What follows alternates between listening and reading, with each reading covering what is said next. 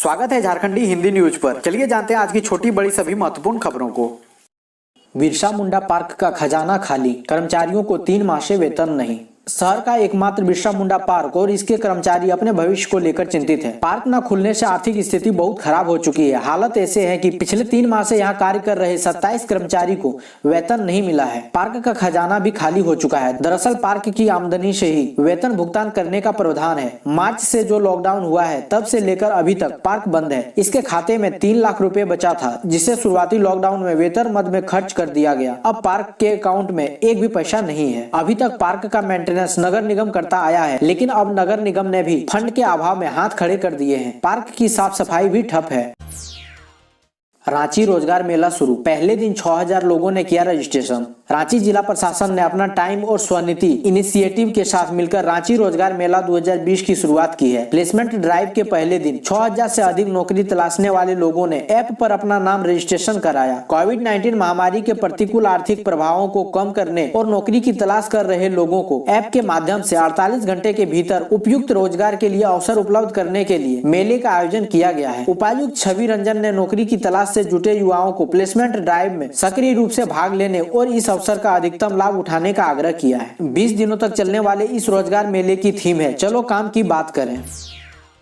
कुलपति से contract assistant professor की वार्ता विफल, कार्य बहिष्कार जारी।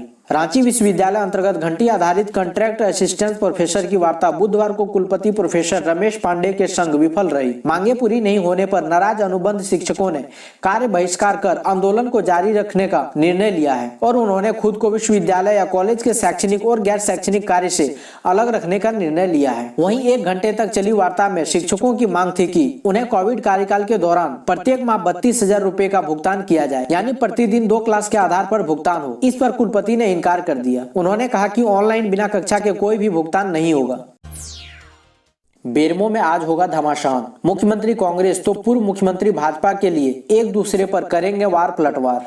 बेरमो विधानसभा उपचुनाव के लिए प्रचार का माहौल अब तलक हो गया है। प्रचार के लिए 4 दिन बचे हैं। 1 नवंबर को प्रचार समाप्त हो जाएगा। 3 को मतदान होगा। ऐसे में सभी दल प्रचार में पूरी ताकत झोंक रहे हैं। मुख्यमंत्री हेमंत सोरेन बुधवार को बेरमो आ रहे हैं। वे कांग्रेस प्रत्याशी कुमार जयमंगल सिंह उर्फ अनूप सिंह के पत्र में प्रचार करेंगे। दूसरी तरफ भाजपा विधायक दल के नेता पूर्व मुख्यमंत्री बाबूलाल मरांडी भाजपा प्रत्याशी योगेश्वर महतो बाटुल के समर्थन में प्रचार करेंगे। ऐसे में मुख्यमंत्री और पूर्व मुख्यमंत्री एक दूसरे पर वार पलटवार भी करेंगे। इससे प्रचार का माहौल और तलक होगा। मध्यमा मदरसा व इंटर वोकेशनल की परीक्षा शुरू, पूरे झारखंड में 93 केंद्र। कोविड-19 के कारण लंबित मध्यमा मदरसा और इंटरमीडिएट वोकेशनल की परीक्षा शुरू हो गई है। परीक्षा केंद्र पर परीक्षार्थी सुबह से ही पहुंचना शुरू हो गए थे। पहली पाली की परीक्षा सुबह 9:45 शुरू हुई, जबकि दूसरी पाली की परीक्षा दोपहर 2 बजे से संध्या 5:15 तक चलेगी। आधे घंटे पहले केंद्र पर परीक्षार्थियों को प्रवेश की अनुमति दी गई। उधर जैक ने परीक्षा के लिए अपनी तैयारी पूरी कर ली है। पूरे प्रदेश में मदरसा के लिए 93 केंद्र बनाए गए हैं। इन केंद्रों पर 16,695 परीक्षार्थी शामिल होंगे। इसमें रांची जिला के 8 केंद्रों पर 1,414 परीक्षार्थी शामिल होंगे। दूसरी तरफ मध्यमा के लिए प्रदेश में 41 केंद्र बनाए गए हैं। इसमें 6,920 परीक्षार्थी परीक्षा लिखेंगे, जबकि इंटर वोकेशनल के लिए पूरे राज्य से 765 परीक्षार्थी शामिल होंगे। इसके लिए 5 जिलों में कुल 5 केंद्र बनाए गए हैं।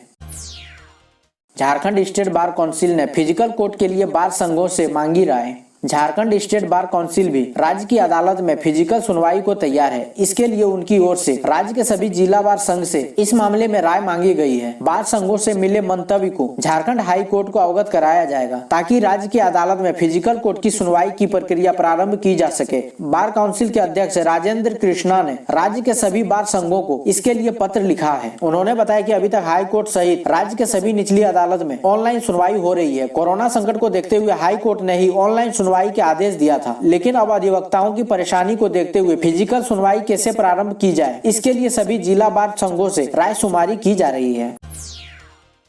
रिम्स के डॉक्टरों को सुरक्षा का आश्वासन मिलने के बाद ओपीडी सेवा शुरू, जूनियर डॉक्टरों ने दिया 72 घंटे का समय। रिम्स में मरीज की मौत के बाद परिजन व जूनियर डॉक्टरों के बीच मारपीट का मामला लगभग शांत हो गया है। बुधवार को रिम्स प्रबंधन से बातचीत के बाद जूनियर डॉक्टरों ने अपनी हड़ताल वापस ले ली है। इसके बाद दोपहर दूसरी पाली से ओपीडी सेवा मरीजों के लिए बहाल कर दी गई। जूनियर डॉक्टर एसोसिएशन के सदस्य डॉक्टर अनितेश गुप्ता ने बताया कि प्रबंधन और पुलिस प्रशासन के साथ लंबी वार्ता के बाद हड़ताल वापस लेने का निर्णय लिया है। वहीं मृतक के आरोपित परिजनों को 24 घंटे के भीतर गिरफ्तार करने की मांग को बढ़ाकर 72 घंटे किया गया है। बैठक के दौरान आक्रोशित सभी जूनियर डॉक्टरों ने 72 घंटे के भीतर उचित कार्रवाई करने की मांग की है। ठंड में ट्रेनों की स्पीड 75 किलोमीटर प्रति घंटे से अधिक नहीं, सुरक्षा को लेकर विशेष सतर्कता का निर्देश। कोडरमा स्टेशन प्रबंधक असुम आनंद की अध्यक्षता में गझंडी स्टेशन परिसर में संरक्षा सभा का आयोजन किया गया। सभा में मुख्य अतिथि के रूप में यातायात निरीक्षक अरविंद कुमार सुमन ने मानवीय मूल से होने वाली दुर्घटनाओं पर चिंता जताई। उन्होंने उपस्थित विभिन्न विभागों के कर्मचारियों को रेलवे का कर्मठ कर्मचारी बताया। कहा कि सभी कर्मचारियों की एक ही ड्यूटी है कि गाड़ियों का परिचालन सुरक्षित रूप से किया जाए ताकि रेलवे को किसी तरह की क्षति न पहुंचे। वर्तमान में कुहासा का मौसम आ रहा है, इसको लेकर सतर्क रहने की आवश्यकता है। सिग्नलों की रंगाई, चमकदार पट्टी लगाना, डिस्टेंस सिग्नल के ठीक सामने से 5-5 स्लीपर की चूना से मार्किंग किया जाना चाहिए। Fog signal post, VTO post की रंगाई नियमानुसार किया जाना चाहिए ताकि लोको पायलट को गाड़ी की परिचालन में सुविधा हो सके। इसके अलावा गाड़ियों की गति अधिकतम 75 किलोमीटर प्रति घंटा से अधिक नहीं होना चाहिए। वहीं जिन गाड़ियों में फॉग सेव डिवाइस नहीं लगा हो उन गाड़ियों की गति 60 किलोमीटर प्रति घंटे से अधिक नहीं होगी। सरायकेला में भी बढ़ा जुस्को का फिक्स्ड चार्ज, सीएस अर्बन में 10 पैसे प्रति यूनिट की बढ़ोतरी। टाटा स्टील लिमिटेड के बाद बिजली वितरण company Tata steel utilities and infrastructure services limited की वर्तमान दर में बढ़ोतरी को झारखंड राज्य विद्युत नियामक आयोग ने मंजूरी दे दी है, जिसके तहत सरायकेला खरसावां जिले के 7324 उपभोक्ताओं के फिक्स्ड चार्ज में न्यूनतम 5 रुपए से अधिकतम 105 रुपए, जबकि एनर्जी चार्ज में कॉमर्शियल सर्विस अर्बन की श्रेणी में ही 10 पैसे प्रति यूनिट की दर से बढ़ोतरी की गई है। 3 श्रेणियों घरेलू उपभोक्ता, हाई टेंशन, लो टेंशन, इंडस्ट्रियल सर्विस व हाई टेंशन वोल्टेज सप्लाई के बिजली की दर में कटौती भी की गई है। कोरोना वायरस का धनबाद में एंट्री मुश्किल, हर रास्ते पर बिछाया गया पहरा। विभिन्न पर्वों के मद्देनजर जिले में 3 जगह पर नाकेबंदी कर दी गई है। अब बाहर से आने वाले लोगों को बिना जांच के जिले के अंदर प्रवेश की अनुमति नहीं है। जिला प्रशासन रेलवे स्टेशन नाकेबंदी कर टीम लगाई है। दूसरी टीम निरसा के NH2 पर लगाया गया है। यहाँ पर बंगाल के रास्ते आने वाले लोगों की जाँच की जा रही है। वहीं तीसरी टीम हजारीबाग गिरिडीह के पास चोरदहा में लगाई गई है। यहाँ संबंधित जिले के स्वास्थ्य कर्मी जाँच कर रहे हैं। यहाँ पर बिहार की रास्ते आने वाले लोगों की जाँच की जा रही है। जिला प्रशासन की ओर से आम लोगों को सहयोग की अपील की गई है। उपायुक्त उमाशंकर सिंह ने भी आदेश दिया है कि जो भी व्यक्ति बाहर से आ रहे हैं वह 14 दिन का सेल्फ क्वारंटाइन नियमों का पालन करें, साथ ही वह अपनी कोरोना वायरस की जांच कराएं। जो भी व्यक्ति बाहर से आने के बाद अपनी जानकारी छुपाता है तो ऐसे व्यक्ति के खिलाफ कार्रवाई की जाएगी। पीके रॉय कॉलेज धनबाद शैक्षणिक सत्र 2020-23 का परिचय सत्र होगा ऑनलाइन, ऑफलाइन नहीं चलेगी कक्षाएं। स्नातक शैक्षणिक सत्र 2020-23 के लिए BBMKU के कॉलेजों में पढ़ाई शुरू होने जा रही है। पीके रॉय कॉलेज में नए सत्र में छात्र छात्राओं का परिचय सत्र आयोजन को लेकर तैयारी की जा रही है। इस संबंध में कॉलेज प्राचार्य डॉक्टर BK सिन्हा ने बताया कि छुट्टियां समाप्त होने के बाद सामाजिक विज्ञान, विज्ञान और व्यवसायिक पाठ्यक्रमों का परिचय सत्र आयोजित किया जाना है। संबंधित विभागों के शिक्षकों को इस कार्य को लेकर आदेश जारी कर दिया गया है। इसके बाद अन्य विषयों का भी परिचय सत्र आयोजित किया जाना है। उन्होंने बताया कि परिचय सत्र ऑनलाइन ही आयोजित की जाएगी। प्राचार्य डॉक्टर सिन्हा ने कहा कि कॉलेज शुरू होने पर सभी कक्षाएं ऑनलाइन ही संचालित की जाएगी। ऑफलाइन कक्षाओं को लेकर जब तक सरकार से आदेश प्राप्त नहीं हो जाता तब तक इस दिशा में कोई काम नहीं हो सकता है।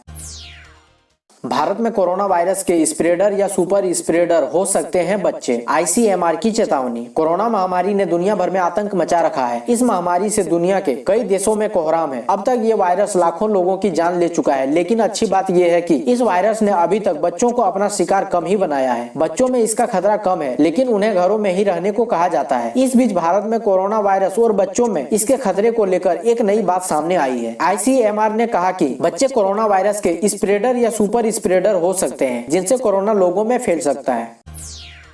घटते कोरोना संक्रमण के मामले, देश में बढ़ती उम्मीद। देश में कोरोना के दैनिक मामले जितनी तेजी से आसमान छूने लगे थे, उतनी ही तेजी से यह नीचे भी जा रहे हैं। दैनिक मामलों की संख्या लगातार गिरती जा रही है। राज्यों में महामारी का प्रकोप कम हो रहा है और बड़ी संख्या में लोग ठीक हो रहे हैं। साथ ही सक्रिय मामलों और दैनिक मौतों में आई गिरावट उम्मीद बढ़ा रही है और बता रही है कि यह महामारी अपने अवसान की ओर बढ़ रही है। रहे सतर्क, कुछ समय बाद कमजोर पड़ने लगती है एंटीबॉडी। शोधकर्ताओं का दावा है कि कोरोना संक्रमण के खिलाफ शरीर में विकसित एंटीबॉडी कुछ समय बाद कमजोर पड़ने लगती है। इस प्रकार व्यक्ति के दोबारा संक्रमित होने की आशंका भी बनी रहती है। ऐसे में जरूरी है कि कोरोना वायरस से सुरक्षा के लिए जारी गाइडलाइन का अनुपालन तत्परता से करते रहें, भले ही आपके शरीर में कभी एंटीबॉडी पाई गई हो। लंदन स्थित इंपीरियल कॉलेज के शोधकर्ताओं ने ब्रिटेन के 3.65 लाख लोगों पर अध्ययन किया। इस दौरान उन्होंने पाया कि कोविड-19 को मात देने वाली एंटीबॉडी कुछ महीने बाद कमजोर पड़ने लगती है। केंद्र सरकार ने कहा, प्राथमिकता के आधार पर जरूरतमंद वर्गों को लगाई जाएगी कोरोना वैक्सीन। केंद्र सरकार ने मंगलवार को कहा कि राज्य सरकारों से कोरोना टीकाकरण के मानदंड का फैसला करने और कंपनियों के साथ काम करने में राष्ट्रीय रुख अपनाने का अनुरोध किया गया है। केंद्र सरकार ने यह भी स्पष्ट किया है कि प्राथमिकता के आधार पर जरूरतमंद वर्गों को टीके की आपूर्ति के लिए संसाधनों के लिहाज से कोई समस्या नहीं है। एक दिन में 40 जमीन फ्लैट की रजिस्ट्री की बाध्यता समाप्त, जितनी चाहे उतनी रजिस्ट्री होगी। सरकार ने जमीन फ्लैट की खरीदारी करने वालों को बड़ी राहत दी है। एक दिन में मात्र 40 डीड की रजिस्ट्री की बाध्यता को समाप्त कर दिया गया है। राजस्व निबंधन एवं भूमि सुधार विभाग ने राजस्व नुकसान को घटाने के लिए यह निर्णय लिया है। निबंधन महानिरीक्षक विकास प्राधिकरण भाल ने बुधवार को इससे संबंधित निर्देश जारी कर दिया है। सभी जिले के डीसी सह जिला निबंधक को भेजे गए पत्र में उन्होंने कहा है कि एक दिन में मात्र 40 दस्तावेजों की सीमा तय होने की वजह से कई पक्षकार निबंधन कराने से वंचित रह जा रहे हैं। इससे आम लोगों को असुविधा हो रही है और लक्ष्य के अनुरूप राजस्व की वसूली नहीं हो पा रही है। इसलिए प्रतिदिन 40 दस्तावेजों के निबंधन के लिए अपॉइंटमेंट दिए जाने की सीमा को समाप्त किया जाता है। झारखंड ग्रामीण स्वास्थ्य मिशन में 847 सरकारी नौकरियां, 7 नवंबर तक करें ऑनलाइन आवेदन। झारखंड राज्य सरकार के स्वास्थ्य, चिकित्सा शिक्षा और परिवार कल्याण विभाग के अधीन झारखंड ग्रामीण स्वास्थ्य मिशन सोसाइटी ने medical officer, public health manager और कई अन्य पदों पर भर्ती के लिए आवेदन आमंत्रित किए हैं। सोसाइटी द्वारा कुल 847 पदों के लिए विज्ञापन जारी किया गया है। इनमें सबसे अधिक पद विभिन्न मेडिकल ऑफिसर के हैं, जबकि पब्लिक हेल्थ मैनेजर, कंसल्टेंट और अन्य पदों के लिए रिक्तियां की संख्या अधिक है। इन पदों के लिए आवेदन के योग्य व इच्छुक उम्मीदवार भर्ती पोर्टल jpjobs.tnmhr.com पर जाकर उपलब्ध कराए गए ऑनलाइन एप्लीकेशन फॉर्म के माध्यम से आवेदन कर सकते हैं। उम्मीदवारों को ध्यान देना चाहिए कि आवेदन की अंतिम तिथि 7 नवंबर 2020 निर्धारित की गई है।